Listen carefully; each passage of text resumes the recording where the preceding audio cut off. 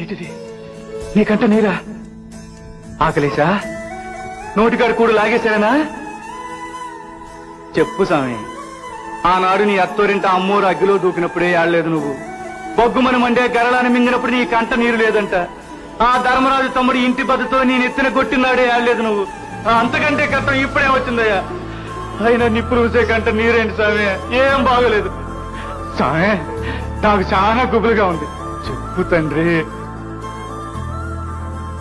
నా కోసమా? దారి తప్పిన పిట్టడు దారికొచ్చాడని సంతోషమా? అన్నాడు కొట్టారనా? నాకేం దెబ్బలు తగలేదు స్వామి. చూడు, ఈ కట్టె చాలా గట్టిది.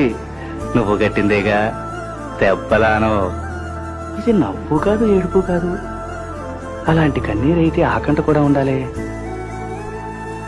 నాలకపడి ఉంటుంది పాపం.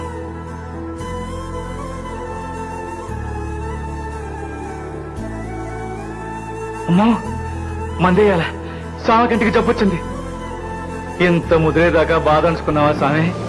స్వామి, ఓ సిడికి చెప్పి నిప్పుకాయ పసాకు చేస్తా. ఇక్కడ ఉన్నట్టు వచ్చేస్తాగా.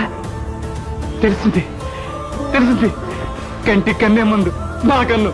నాదేటి ఇది నీదేగా. ఆ కన్నుకి ఈ కన్ను మందు. ఉండు స్వామి, ఉండు.